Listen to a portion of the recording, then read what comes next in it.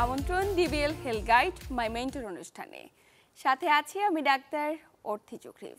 দর্শক, আমাদের আয়োজনের প্রতিটি পর্বে আমরা একজন মেন্টর এবং একজন মেন্টিকে আমন্ত্রণ করে থাকি, যেখানে মেন্টর তার মেন্টি সম্পর্কে দিয়ে থাকে নানা জানা কিংবা অজানা তথ্য। পাশাপাশি শিক্ষা কিংবা কর্মজীবনে একজন মেন্টর তার মেন্টির প্রতি কতটুকু দায়িত্ব কিংবা কর্তব্য পালন করতে পারে এবং তাদের পারস্পরিক সম্পর্কে বা কীরকম, তারা যে বিষয়ে দক্ষ সেই বিষয়গুলো নিয়েও আলোচনা করে থাকি। দর্শক, তারই ধারাবাহিকতায় আজ আমরা আলোচনার বিষয়বস্তু নির্ধারণ করেছি গর্ভকালীন ডায়াবেটিস ও ভবিষ্যৎ ঝুঁকি, এবং এ বিষয়ে বিস্তারিত আলোচনায় স্টুডিওতে আমাদের সাথে আজ মেন্টর হিসেবে উপস্থিত রয়েছেন অধ্যাপক doctor M A Hasnat, endocrinology বিভাগ, বঙ্গবন্ধু শেখ মুজিব মেডিকেল বিশ্ববিদ্যালয় এবং উপদেষ্টা মণ্ডলীর সদস্য, ন্যাশনাল ইনস্টিটিউট অফ বায়োটেকনোলজি। এবং আমাদের সাথে আজ মেন্টি হিসেবে রয়েছেন ডাক্তার ইয়াসমিন আক্তার, যিনি ডায়াবেটিস, হরমোন ও থাইরয়েড রোগ বিশেষজ্ঞ, সহযোগী অধ্যাপক এবং বিভাগীয় প্রধান, এন্ডোক্রাইনোলজি বিভাগ, বাংলাদেশ মেডিকেল কলেজ ও হাসপাতাল। দুজনকেই স্বাগত আমাদের আজকের আয়োজনে। ম্যাম, স্যার আজ আপনার মেন্টর, তো স্যার আপনার মেন্টর কি করে হয়ে উঠলেন? আমরা তো জানি মেন্টর মানে পথ পরিদর্শক, দিক নির্দেশক এবং আর অনেক কিছু, একজন পিতার সমতুল্য। তো আপনার জীবনে স্যারের ভূমিকা কতটুকু এবং স্যারের বিশেষ কোন গুণগুলো আপনাকে অনুপ্রাণিত করেছে? ধন্যবাদ। প্রথমেই ধন্যবাদ জানাতে চাই চ্যানেল 24-কে এত সুন্দর একটা প্রোগ্রাম আয়োজন করার জন্য। আমার জীবনে যে কখনো সুযোগ আসবে আমার মেন্টর সম্পর্কে এরকম দুটো কথা আমি মন খুলে বলতে পারবো, সেই সম্পর্কে আমার আসলে আজকে অন্যরকম একটা অনুভূতি কাজ করছে, যেটা আমার এত বছরে এই 13 ইয়ার্সে কখনো বলা হয়নি, সেই সুযোগটি পেয়েছি। তো যখন আমি গ্র্যাজুয়েশন করে আমার জীবনে প্রথম পোস্ট গ্র্যাজুয়েশনে ঢোকার সময়টাই ছিল প্রথম মেন্টর হিসেবে স্যারকে পাওয়া। এবং কেন আমি তাকে মেন্টর হিসেবে সবসময় বলে থাকি, এর ব্যাখ্যা দিতে গেলে হয়তো এমনও হতে পারে প্রোগ্রামের পুরো সময়টিই চলে যাবে, কিন্তু আমি যদি একটু সংক্ষিপ্ত আকারে বলতে চাই তাহলে তার প্রফেশনাল যে লাইফটা ছিল সেটা আমাকে যেমনভাবে অনুপ্রাণিত করেছে, একজন হরমোন বিশেষজ্ঞ হিসেবে পারফেক্টলি পেশেন্টকে ট্রিটমেন্ট করা এবং একজন টিচার হিসেবে গড়ে ওঠা এবং কিভাবে বাকিদেরকে গাইড করতে হবে সেই জিনিসগুলো শেখা, এভাবে নানা জিনিস আসলে কিন্তু আমি স্যারের কাছ থেকে শিখেছি। তো প্রথম থেকে যদি বলি যে অ্যাজ এ প্রফেশনাল লাইফ আমি যখনই যাই প্রথম ওখানে ওই ডিপার্টমেন্টে, এবং স্যার এতটাই অর্গানাইজডভাবে কাজ করেন যেটা আমি অন্য কোনো ডিপার্টমেন্টে আমি দেখিনি, যেটা আমি আমার অনেকগুলো ডিপার্টমেন্টে ঘোরা হয়েছে, কিন্তু একটা মানুষ কী করে ডিটারমাইন করতে পারে তার স্টুডেন্টস কজন হবে, তাকে কিভাবে গাইড করতে হবে, তার পরবর্তী কয়দিন কি হবে, সেগুলো অর্গানাইজড ওয়েতে রেডি থাকা। এবং আপনি যে দেখলেই মনে হবে যেন আপনার আগামী কয়দিনের নথিপত্র কিভাবে রেডি হয়ে গেল এবং সেইভাবে আপনাকে চলতে হবে, সেই জিনিসগুলো উনি তৈরি করে রাখেন। এবং এর পরবর্তীতে এই স্টুডেন্টটা কিভাবে পড়বে এবং তার জন্য তার টাকা পয়সা কোথা থেকে আসবে, সে রিসার্চ করবে, এই যে গুরুদায়িত্ব ঘাড়ে নেওয়া, এবং সেটা আমি আসলে কোনো ডিপার্টমেন্টে কোথাও দেখিনি। এবং সেই টাকাটা যে আমাকে মাথায় নিতে হতো না, এটা হচ্ছে ওখানকার ডিপার্টমেন্টের স্টুডেন্টদের একটা বড় ব্যাপার ছিল, যেটা স্যার ওই জিনিসটা চিন্তা করতেন, মনে হতো যেন তার পকেট থেকেই সে পারলে টাকাটা দিয়ে দেয়, এরকমই করেছেন উনি অনেক সময়। প্লাস উনি যখন আমাদের প্রত্যেকটা জিনিস দেখতেন, প্রত্যেকটা কাজ, আমাদের প্রত্যেকটা ভুল ধরা, সেটা পুঙ্খানুপুঙ্খভাবে, বিশেষ করে উনি গবেষণার দিক দিয়ে এতটাই বেশি দক্ষ, যেটা আমার খুবই, জানি না আমি বাংলাদেশে এরকম দক্ষ কেউ আছেন কিনা, কিন্তু আমার দেখা অনেক সুপারভাইজারদের মধ্যে হি ইজ দ্য বেস্ট। এবং সেই স্টুডেন্টটা তার আলটিমেটলি 5 বছর শেষে কি ঘটনাটা ঘটবে সেটা তার মাথায় সেট করা থাকতো। এবং আমার জীবনে যেটা হয়েছে, আমি পাশ করার পরে আমার জীবনে চাকরিটা কোথায় পাবে, as I was A private candidate, আমি কোনো গভর্নমেন্ট ক্যান্ডিডেট ছিলাম না, তো সেক্ষেত্রে আমার প্রফেশনাল লাইফে আমি কোথায় কাজ করতে পারবো সেইটার কতটুকু অ্যারেঞ্জমেন্ট উনি যুদ্ধ করে আমার জন্য করেছেন সেটা কেবল আমিই জানি। তো সেটারও অ্যারেঞ্জমেন্টও করে দিয়েছেন। তো একজন মেন্টর কত পর্যন্ত তার স্টুডেন্টের জন্য করতে পারে, এটা হচ্ছে তার আরেকটি প্রমাণ। উনি কখনোই ওনার নিজের খাবার মানে খাননি, এটা ওনার চিন্তা নেই, ওনার স্টুডেন্টরা খেয়েছে কিনা এইটা ওনার মাথায় সবসময় ঘুরতো। একটা মানুষের রুমে ঢুকলে সেখান থেকে কেউ অভুক্ত অবস্থায় ফেরত আসে না, সেটা আপনাকে একটা চকলেট হলেও এক গ্লাস পানি হলেও খেয়ে আসতে হবে, সে হচ্ছে এই ধরনের পার্সোনালি ভিন্ন ধরনের একজন মানুষ। তো আমি যদি বলি যে আসলে বলছিলাম যে কথা যে প্রোগ্রাম শেষ হয়ে যাবে, কিন্তু আমার বলা বোধহয় শেষ হয়ে যাবে না। স্যারের সম্পর্কে এরকম অনেক কথা আসলে বলার রয়েছে। এই জন্যই আমি আসলে এতটা অনুপ্রাণিত হয়েছি যে আমার মেন্টর হিসেবে ওনাকেই বলবো আমি সারা জীবনের জন্য। এবং এই বিশেষ গুণগুলোর কারণেই হয়তো উনি আজ আমাদের মেন্টর এবং আমরা তাকে অনুসরণ করছি, এবং আমাদের মতো তরুণ চিকিৎসক যারা আছে স্যারের পথ ধরেই, স্যারের হাত ধরেই, স্যারের দিক নির্দেশনায় হয়তো দেশকে একদিন রিপ্রেজেন্ট করতে পারবো আমরা। স্যার চমৎকারভাবে আপনার মেন্টি আপনার সম্পর্কে কিছু তথ্য দিল, কিন্তু আপনার তো একজন মেন্টি নয়, আপনার অনেক মেন্টি। আপনার এই শিক্ষাগত জীবনে এবং পেশাগত জীবনে অনেক মেন্টির হাত ধরে বা আপনার সহায়তায়, আপনার পথ দিক নির্দেশনায় অনেকে আজ সফল হয়েছে। আপনার মেন্টি সম্পর্কে বিশেষ কি গুণটির কথা আপনি বলতে চান, এবং একজন মেন্টির জীবনে কি কি গুণাবলী থাকা প্রয়োজন যা তাকে তার জীবনের সর্বোচ্চ শিখরে নিয়ে যেতে পারে? ধন্যবাদ চ্যানেল 24কে এবং আপনাকেও। একজন মেন্টি যখন নির্বাচন করি আমি যেটা করি, প্রথমে যারা আসে শিক্ষার্থী হিসাবে বা কোনো কাজে রিসার্চার কোলাবোরেশন করতে, তো প্রথমে কিছুদিন গতিবিধি লক্ষ্য করলে আমরা বুঝতে পারি যে তার কোন দিকে ভালো লাইকিংস আছে এবং সে কি প্রকৃতির পার্সোনালিটি তার, এটার উপর নির্ভর করে একটা আনুমানিক একটা সাবজেক্ট এরিয়া কিংবা একটা কাজ তার জন্য মনে মনে ঠিক করে ফেলি। তারপরে অল্প কিছুদিন তার গতিবিধিও লক্ষ্য করি, তার সিনসিয়ারিটি, তার রিসার্চের প্রতি আকর্ষণ বা পড়ালেখার প্রতি মনোযোগ, রুগী দেখার প্রতি মনোযোগ, তার সময়ানুবর্তিতা, তার কমান্ড ফলো করার যে ইচ্ছা, সদিচ্ছা, তাকে দায়িত্ব দিলে যে রেসপন্সিবিলিটি নেওয়ার ইচ্ছা, তার কোনো দায়িত্ব ওন করার ইচ্ছা।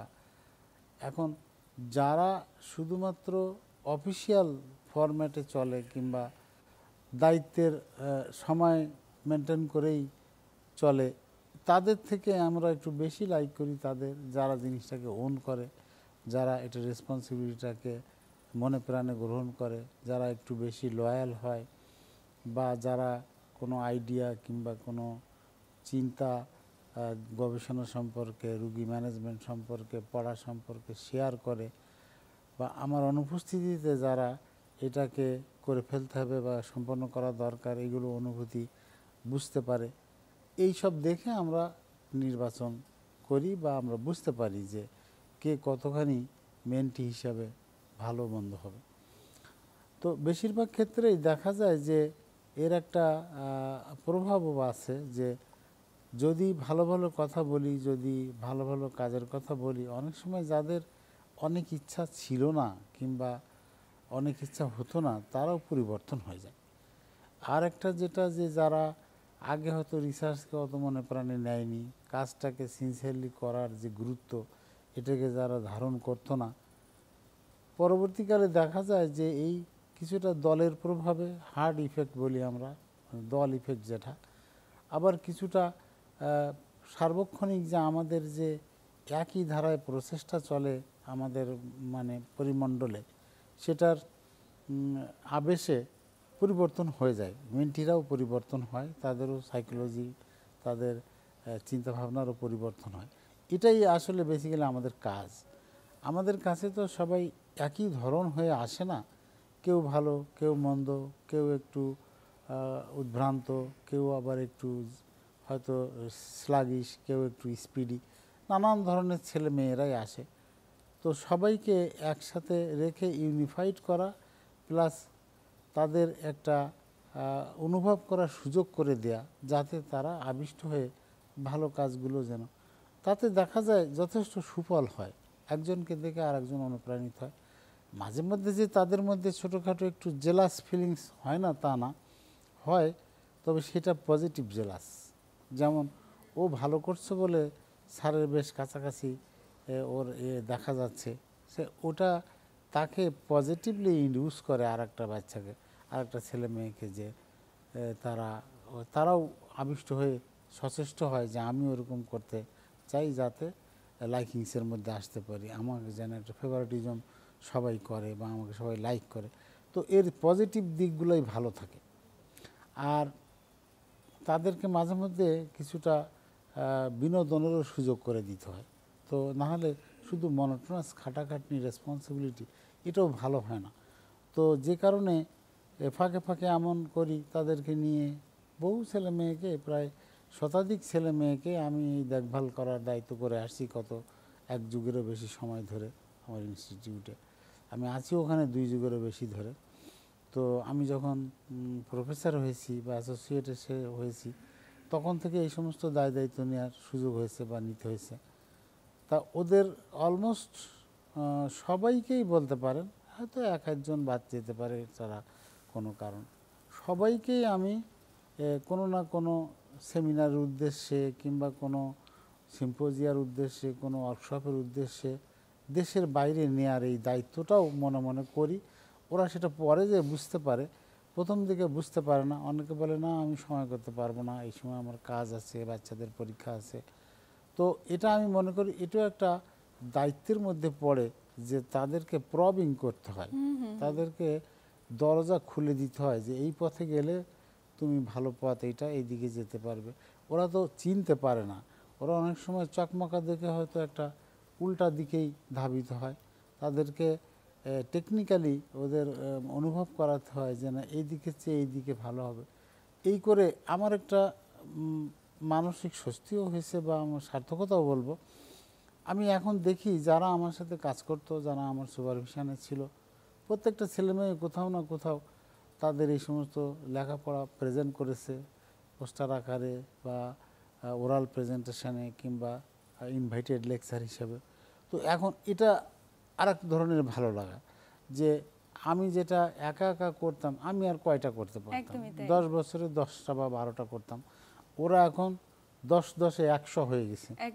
তো এইটা একটা অন্য রকমের সার্থকতা যে মেন্টিরা যখন দেখি যে বিভিন্ন জায়গায় বিভিন্ন জন ওগুলো হয়তো ইউটিউবে দেখতে পাই, ফেসবুকে ওরা পাঠায়, ওর কোনো বন্ধু পাঠালো, তো এটা একটা আলাদা ভালো লাগে তখন যে না আমি আমার বিস্তৃতিটা সত্যিকারে বিস্তার করতে পেরেছি, মানে আমার চেষ্টাটা অন্তত ব্যর্থ হয়নি।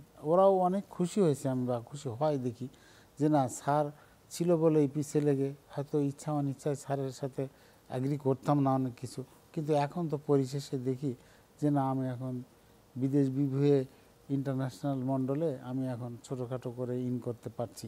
As a matter of fact আমার অনেক মেন্টি এখন অনেক বড় মাপের কাজকর্মও করে বেড়াচ্ছে, তারা দায়িত্ব নিতে পারে। আমি যাই মাঝে মধ্যে, বেশিরভাগ সময়ই ওদের সাথে সঙ্গ দেই পারলে, কিন্তু আমি আর এখন ইচ্ছা করেই দায়িত্বের মধ্যে ইনভলভ অনেক বেশি হই না। এটা আমার একটা খেলা বলতে পারেন, মানে এনজয় আর কি, যে ও পারে কিনা এটাও চেক করা, মানে এই দূর থেকে তাকে পর্যবেক্ষণ করা শেষ আসলে বয়সে কতটুকু সফল হলো। হ্যাঁ, সফলতাটা মানে আমার সফলতাটা ওর মধ্যে প্রতিভাত হলো কিনা, ফুটে উঠছে কিনা, হ্যাঁ ওই গাছে ফল হচ্ছে কিনা এটা বুঝতে পারা। তো দ্ব্যর্থহীনভাবে বলা উচিত যে না প্রত্যেকটাই দেখি যে এরকম এখন যার যার মতো গাছপালা বিস্তার করে একটা আবেশ তৈরি করেছে।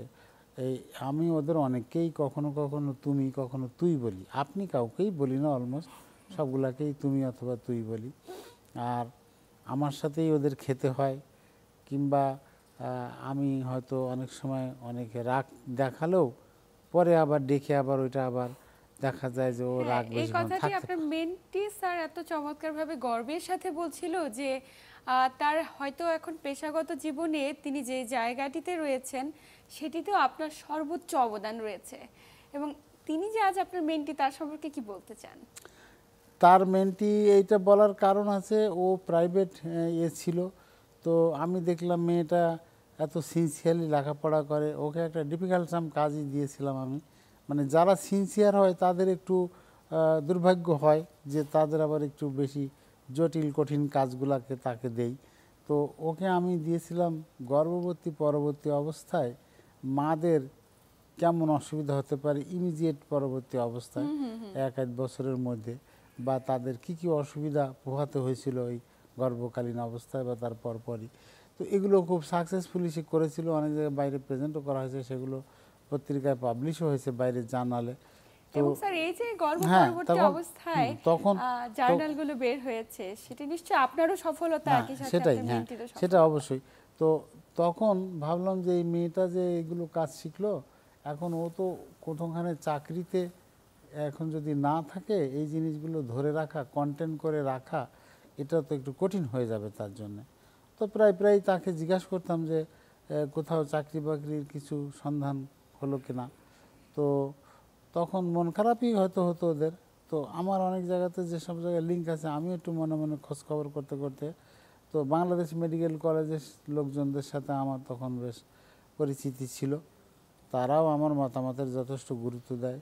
তো এমন নয় যে আমি অনুরোধ করে তাকে নিতে বলে দিয়েছি, তা না।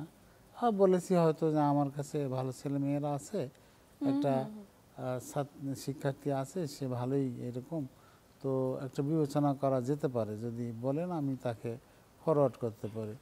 তো ওরা তো অনেক উৎসাহ হয়ে আমার কথা শুনে নিল, এবং নিয়ে ওরা, আমি আশ্চর্য হয়ে গেলাম, ওর একটার ইন্টারাকশানেই পরের দিনই আমাকে জানালো যে স্যার আপনার এটা তো আর কোনো কথাই নাই, জাস্ট 2-4 দিন সময়ের অপেক্ষা, ও আমাদের এখানেই এখন ফ্যাকাল্টি হিসাবে আমাদের এখানে কাজ করবে। এবং স্যার এটি আমাদের আসলে প্রত্যেকের জন্য গর্ব যে আমরা এমন মেন্টর এবং মেন্টিকে আজ পেয়েছি, যেখানে মেন্টি গর্বের সাথে বলতে পারে যে আমার কর্মস্থলে আজকে যে অবদান, যে পজিশনে আমি রয়েছি, সেটির জন্য সর্বোচ্চ অবদান রেখেছে আমার মেন্টর। স্যার, আমরা আপনার দিক নির্দেশনায় এগিয়ে যেতে চাই, আমাদের মতো তরুণ চিকিৎসকরা, এবং আপনি আমাদের জন্য গর্ব। আমরা তো আজ গর্ভকালীন ডায়াবেটিস এবং তার ভবিষ্যৎ নিয়ে আলোচনা করব। আলোচনার অনেক কিছু রয়েছে, আপনি বলেছেন আপনি একটি জার্নাল প্রকাশ হয়েছে এবং স্যার সেটিতে দিক নির্দেশনা দিয়েছে, প্রত্যেকটি কথা আমরা জানবো, কিন্তু সময় আছে একটা ছোট্ট বিরতি নেবার। প্রিয় দর্শক, ডিবিএল হেলথ গাইড মাই মেন্টর অনুষ্ঠান থেকে নিচ্ছি ছোট্ট একটি বিরতি, সাথেই থাকুন।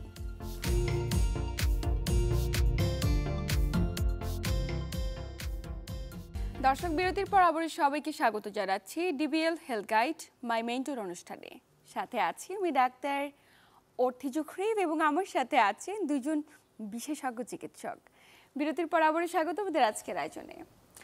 বিরতির আগে কথা বলছিলাম যে আসলে মেন্টর মেন্টি সম্পর্কটা কতটুকু ভালো থাকা জরুরি, এবং তার কর্মস্থলে একজন মেন্টরের ভূমিকা কতটুকু। আমরা তো আজ গর্ভকালীন ডায়াবেটিস নিয়ে কথা বলবো।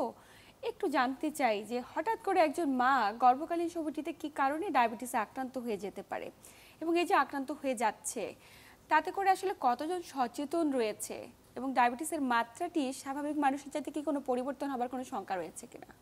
ধন্যবাদ, খুবই সুন্দর একটি কোশ্চেন, এবং এটা দিন দিন এত পরিমাণে বেড়েই চলেছে যে এ ব্যাপারে আসলে আমাদের সচেতনতা অনেক বেশি বাড়ানোর প্রয়োজন রয়েছে। গর্ভকালীন ডায়াবেটিস শব্দটা শুনলেই মনে হয় শুধু গর্ভকালীন সময়েই ডায়াবেটিসটা এসেছে, এবং যখনই গর্ভটা শেষ হয়ে যায় মোস্ট অফ দ্য কেসে দেখা যায় তারা নর্মাল হয়ে যায়, কিন্তু আবার পরবর্তী প্রেগন্যান্সিতে তাদের ক্ষেত্রে আসতে পারে। এটাকে আমরা সাধারণত গর্ভকালীন ডায়াবেটিস স্পেশাল নাম দিয়েছি।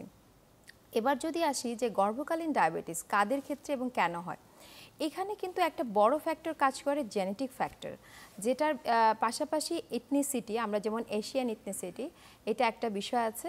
তো এগুলোর সাথে সাথে যখন একটা মা প্রেগনেন্ট হয় তখন কিন্তু তার ক্ষেত্রে দুটো স্পেশাল মেকানিজম কাজ করে, অনেকগুলো হরমোন বডিতে সিক্রেশন হয়, এবং যেই হরমোনগুলোর কারণে ইনসুলিন রেজিস্ট্যান্সের পরিমাণটা অনেক বেড়ে যায়, এবং কিছু কিছু মায়ের ক্ষেত্রে দেখা যায় সেটা কাভার করার ক্ষমতা তাদের ক্ষেত্রে থাকে না, এবং তখনই তাদের আসলে ডায়াবেটিস রূপান্তরিত হয়। এবং যখনই ডায়াবেটিসটা বলবো তাদেরকে জানতে হবে যে কেন গর্ভকালীন ডায়াবেটিস বলতে কি বোঝায় আসলে। অর্থাৎ এই গর্ভকালীন ডায়াবেটিসের আলাদা একটা লেভেল আছে। আমরা যদি নর্মাল মানুষের লেভেলের সাথে কম্পেয়ার করি তাহলে কিন্তু হবে না।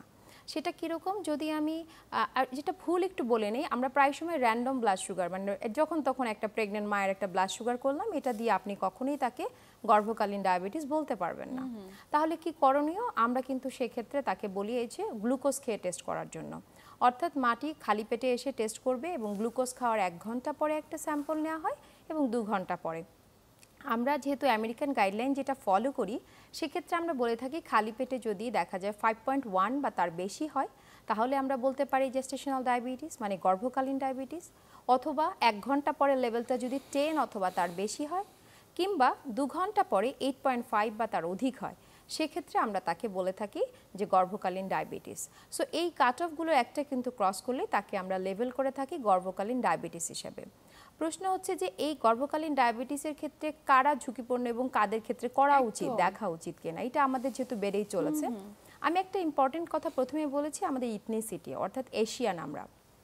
অন্যদিকে যে সমস্ত মায়েদের ফ্যামিলি হিস্ট্রি আছে, বাবা মা ভাই বোনের মধ্যে, কিংবা তার আগের প্রেগন্যান্সিতে হয়তো ডায়াবেটিস ছিল, এখন কি অবস্থা, কিংবা তার প্রি ডায়াবেটিসের একটা হিস্ট্রি ছিল, অনেকের ক্ষেত্রে পলিসিস্টিক ওভারি সিনড্রোম মানে একটা ডিজিজ আছে হরমোনাল, সেটা ছিল, কিংবা তার আগে একটা বেবি প্রায় 4 কেজির উপরে এরকম বড় একটা বেবি বার্থের হিস্ট্রি আছে, এই ধরনের, প্লাস তার বিএমআই যেটাকে বলি বডি মাস ইন্ডেক্স হয়তো 30-র উপরে ছিল, এই ধরনের কিছু রিস্ক ফ্যাক্টর থাকলে আমাদের মাথায় নিতে হবে যে এই মায়ের ক্ষেত্রে ফার্স্ট অ্যান্টিনেটাল চেক আপ অর্থাৎ প্রথম দেখাতেই কিন্তু তাকে অ্যাডভাইস করতে হবে যেন আমরা ডায়াবেটিসটা আছে কিনা চেক করে নিই, এবং সেটা গ্লুকোজ খেয়ে।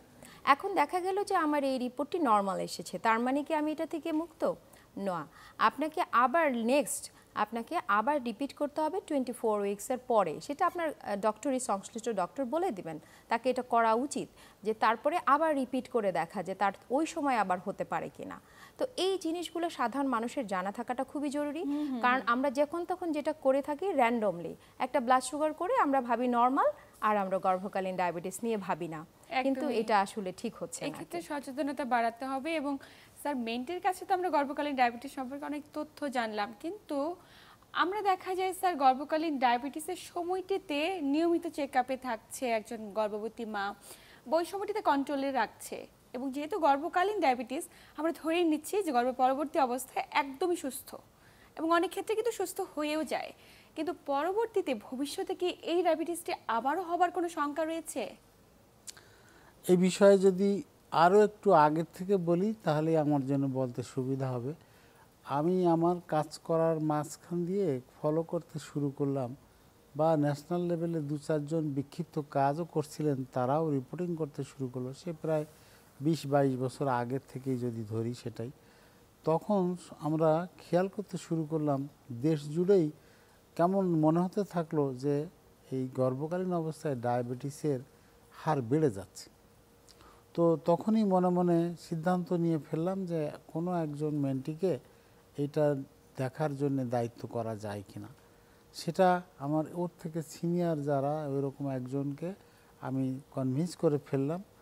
প্রায় 4-5টা মাকে আমার ওই সেন্টারে ডেকে, মানে অ্যান্টিনেটাল ক্লিনিক থেকে তাদেরকে কনসেন্ট নিয়ে তাদের সাথে কথা বলে এক্সপ্লেন করে তাদেরকে আমরা গর্ভকালীন অবস্থা হলেই আমরা দেখতে শুরু করব। তো দেখতে শুরু করে দিলাম, এবং খুবই অবাক হলাম যে আমাদের যে অনুমান তার থেকে অনেক মাত্রায় বেশি, নিয়ার অ্যাবাউট 40%-এরও বেশি লোকজন মাদের ডায়াবেটিস হয়ে যাচ্ছে। আমরা অনেক সময় কনফিউজড হতে থাকলাম যে আমাদের কি দেখার কোনো ভুল হচ্ছে কিনা। তো এর পরবর্তীকালে সাবসিকুয়েন্টলি আরও কয়েকজনকে দেখতে দিলাম, একই রেজাল্ট আসলো। বিভিন্ন মেথড দিয়েও দেখলাম, সেখানেও ওই 36 থেকে 45 বা টাইট ক্রাইটেরিয়ার ভিত্তিতে আরও বেশি। তো একটু চিন্তিতই হয়ে পড়লাম। এরপরে মানে আমার গবেষণার ওই বিষয়ে গবেষণার ইচ্ছা আরও প্রবল হয়ে গেল, এবং ওই কাজের ডাক্তারি কাজের পাশাপাশি রুগী দেখার কাজের পাশাপাশি যারা ছাত্ররা এমডিতে আমার সাথে এনরোলমেন্ট হয় তাদের মধ্যে কারো না কারোর জেস্টেশনাল ডায়াবেটিসের উপরে কাজ করার জন্য নির্ধারণ। এইভাবে আমি অলমোস্ট আমার কাজের বিভক্তি মাস্টার প্ল্যানের মধ্যে জেস্টেশনাল ডায়াবেটিস, ইয়ং বয়সে ডায়াবেটিসও বেড়ে যাচ্ছে, সেটা এক ধরনের ডিজিজ দেখা দিচ্ছে যাদের গোবদাড়ি হয়ে যাচ্ছে মেয়েদের, পলিসিস্টিক ওভারি, আর একটা হলো ওবেসিটি। তো এই 4টা ব্যানার তখন আমি ফিক্স করে নিলাম মাস্টার ব্যানার, এর আন্ডারেই বিভিন্ন ছেলে মেয়েদেরকে এখন কাজ করছে তারা। এটা প্রায় 1 যুগেরও বেশি ধরে এই ব্যানারগুলোর এগেনস্টেই তারা ছোট ছোট কাজ করে। সম্মিলিত ফলাফল আমরা একসময় আরও বড় আকারে হয়তো বলতে পারবো, বলি মাঝে মধ্যে। তো এই জেস্টেশনাল ডায়াবেটিসের হার যখন বেশি দেখলাম তখন চিন্তা করলাম এটা অ্যাওয়ারনেস বাড়ানোর দরকার গ্রামগঞ্জে প্রত্যন্ত অঞ্চলে। শুরু করে দিলাম সেটাই। সেখানে হেলথ অ্যাওয়ারনেস, স্যানিটারি অ্যাওয়ারনেস, পাশাপাশি এই গর্ভকালীন ডায়াবেটিসের অ্যাওয়ারনেস প্রোগ্রামও শুরু হলো। সেখানে এই মেন্টিও বেশিরভাগ সময় পার্টিসিপেট করেছে। তখন চিন্তা এসে দাঁড়ালো, আচ্ছা এটা তো সারলো, তাহলে আমরা তখন বললাম যে এক সময় বিভিন্ন যে সোসাইটি আছে জেস্টেশন ডায়াবেটিসের বা ডায়াবেটিসের, American diabetic association, European diabetes association, তারা স্ট্যান্ডার্ড টাইম ভাবতো 24 থেকে 28 সপ্তাহের গর্ভবতী অবস্থায় করতে হবে এই টেস্টগুলো। তাহলে প্রশ্ন এসে দাঁড়ায় 24 সপ্তাহের আগে যার ডায়াবেটিস দেখা দিল, জেস্টেশন ডায়াবেটিস, তার তো ক্ষতিগ্রস্ত হয়ে গেল। এই ভিত্তিতে আমরা জেস্টেশনাল ডিউরেশনের নির্বিশেষেই করতে থাকলাম। বহু লোকেরই দেখলাম যে আমরা 12 সপ্তাহ 13 সপ্তাহ থেকেই ডায়াবেটিস শুরু হয়ে গেছে। ফলে আমরা তখন আমরাও একমত পোষণ করলাম ইন্ডিয়ান একটা গ্রুপের সাথে যে প্রেগন্যান্সি ধরা পড়লেই ডায়াবেটিস চেক করতে হবে। তারপর আমার মেন্টি যেটা বলছিল যে আমরা পরবর্তীকালে আবার যদি তখন সে ভালো থাকে পরবর্তী 24-28 সপ্তাহে আরেকবার তাকে চেক করব। এরকম করেও দেখলাম যে 24-28 সপ্তাহে এই আনুমানিক 15-20-25-30% তারা যারা ছিল না তারা 24-এর পরে হয়েছে, কিন্তু যারা হওয়ার তারা আগেই হয়ে গেছে অনেকে। ফলে আমরা সিদ্ধান্ত নিলাম যে এইটাই সবাই এই মেসেজটা অন্তত পৌঁছে দেওয়া দরকার যে যে কোনো অবস্থাতেই ডায়াবেটিস হয়ে যেতে পারে, সে যত আর্লি প্রেগন্যান্সি হোক। এবং এই সমস্ত অ্যাওয়ারনেস প্রোগ্রাম আমরা তখন থেকে শুরু করে দিই। ওদেরকে নিয়েই দল বেঁধেই যেতাম 15-20 জনের টিম নিয়ে, কোনোখানে যেয়ে তাদের ওখানে কোনো স্পন্সরকে রিকোয়েস্ট করে যাতায়াতের ব্যবস্থা, থাকার ব্যবস্থা করতাম। সেখানে লোকাল লোকদের সাথে অ্যালাইড লোকদের সাথে যোগাযোগ করে ওখানে প্রোগ্রামের ব্যবস্থা করতাম। এরকম বাংলাদেশের বিভিন্ন কর্নারেই গেছি, আমরা অনেকবার গেছি। সেখানে আমরা স্যানিটেশন, হেলথ কেয়ার এবং as a whole overall health care, nutrition care এবং এই ডায়াবেটিস, জেস্টেশন ডায়াবেটিসের উপরে অ্যাওয়ারনেস প্রোগ্রাম করতাম।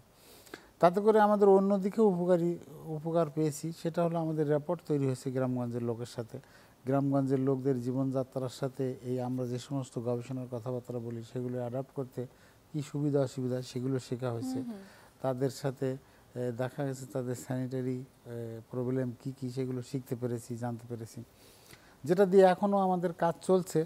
তো ওখান থেকে আমরা এক্সট্রাপোলেট করে কিছু নতুন চিন্তা করলাম যে তাহলে পরবর্তীকালে কী হচ্ছে, এবং এই পরবর্তীকালে কী হচ্ছে জন্য চোখ কান খোলা আমরা রেখে বিভিন্ন জায়গাতে যে যাই আমরা কনফারেন্সে, সেমিনারে, সেখান থেকে জ্ঞান ইনকার করতে করতে বুঝলাম ওরাও এইসব বিষয় নিয়ে চিন্তিত আছে, অন্য দেশের লোকেরাও।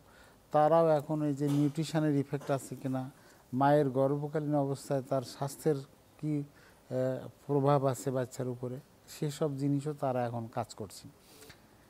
এই ধারণার থেকে আমরাও এটা চিন্তা করতে শুরু করেছি, আমাদের এগুলো দেখা দরকার।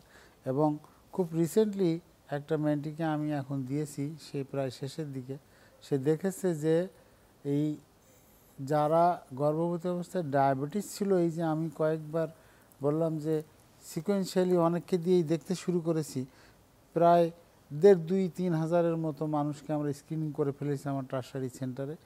তাদেরকে রিকল ব্যাক করে দেখতে শুরু করলাম যে 5 বছর পরে যারা হয়ে গেছে, যাদের 5 বছর আগে যারা জিডিএম হয়েছিল বা হয়নি, তাদের মধ্যে পরবর্তী অবস্থার কি দেখলাম, প্রায় মোর দেন 53-54% তাদের ডায়াবেটিস হয়ে গেছে। আচ্ছা আচ্ছা। আরও একটা সংখ্যা আছে প্রায় 40-44% তারা ডায়াবেটিস হবে এই সম্মুখীন হয়ে বসে আছে, প্রি ডায়াবেটিস। যার ফলে বুঝলাম যে এটা ছেড়ে যাওয়ার জিনিস নয়। একদমই। তাহলে বছরে বছরে যাদের ডায়াবেটিস হয়েছিল তাদেরকে অন্ততপক্ষে প্রত্যেক বছরই দীক্ষা ডেকে বলতে হবে, বা তাদেরকে ওই সময় বলে দিতে হবে আপনি প্রতি বছরই চেক করতে হবে, কারণ আপনি ভবিষ্যতে ডায়াবেটিস। এটাই মনে হয় আজকের অনুষ্ঠানের সবচাইতে সবচেয়ে বড় খবর তথ্য যে গর্ভকালীন সময়টিতে একজন মা ডায়াবেটিসে আক্রান্ত হচ্ছে, তার মানে এই নয় যে গর্ভ পরবর্তী অবস্থায় তিনি একদম ঝুঁকিমুক্ত। সাধারণত চলে যায় 5 বছরের মধ্যে আবার ফিরে আসে, এমনকি আগেও আসে, এমনকি আগেও আসে। সে এই মেয়েটাও দেখেছিল, তো ও দেখেছিল যে 6 থেকে 12 সপ্তাহের মধ্যে কয়জনের হয়, সেক্ষেত্রে একটু কম পেয়েছিল। As a matter of fact এটা বছর গড়াতে গড়াতে এটা প্রায় 50-70%-এ চলে যায়, আর বাকি অংশ সবাই ডায়াবেটিস হওয়ার ঝুঁকির মধ্যেই পড়ে যায় বেশিরভাগ। একদমই তাই। তাহলে ভার্চুয়ালি সব লোককেই তাহলে দেখতে হবে, এইটা একটা মেসেজ। এই মেসেজ প্লাস ওই যে এত হারে ডায়াবেটিস হচ্ছে, জেস্টেশনাল ডায়াবেটিস ইয়ংদেরও, সব মিলায়ে তখন বছর কয়েক আগে থেকেই মাথায় আসলো যে না, আর একটু অ্যাডভান্স লেভেলেই আমাদের কাজকর্ম দরকার। তো এখন আমার এই মেন্টি প্লাস আরও 4-5 জনকে এখন আমি ডক্টরাল প্রোগ্রামে সেট করে দিয়েছি, এবং সেখানে নিয়মগত কারণেই আমি এখন ওদের সুপারভাইজার বা কো সুপারভাইজার, 3 জনের ডাইরেক্ট। ওরা সবাই পিএইচডি প্রোগ্রাম করছে এখন, এবং পিএইচডি প্রোগ্রামে সবাই জেনেটিক্স লেভেলেই কাজ করছে।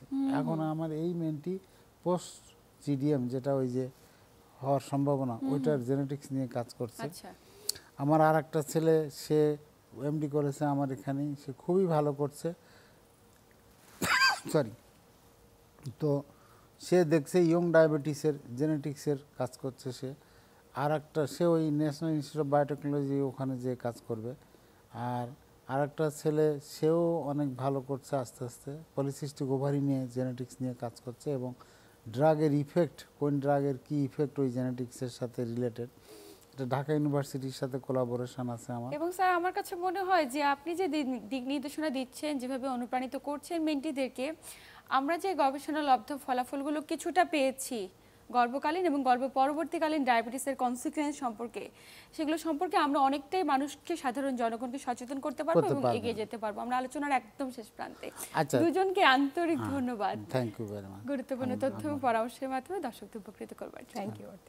প্রিয় দর্শক, এই আলোচনার মাধ্যমে অন্তত এতটুকু বুঝতে পেরেছি যে গর্ভকালীন সময়ে কোনো গর্ভবতী মা যদি ডায়াবেটিস রোগটিতে আক্রান্ত হয়ে থাকে, গর্ভ পরবর্তী অবস্থায় এটি কনসিকুয়েন্স চলতেই পারে বা হতেই পারে। এক্ষেত্রে শঙ্কা বা সম্ভাবনা 50 থেকে 70%। তাই আসুন সচেতন হই, গর্ভ পরবর্তী সময়টিতে ডায়াবেটিসে আক্রান্ত হয়ে গেলেন কিনা বিষয়টি নিয়ে অবশ্যই একজন চিকিৎসকের শরণাপন্ন হয়ে নিয়মিত চেক আপ করুন। এতক্ষণ সাথে থাকার জন্য সবাইকে আন্তরিক ধন্যবাদ। সবাই ভালো থাকুন, সুস্থ থাকুন।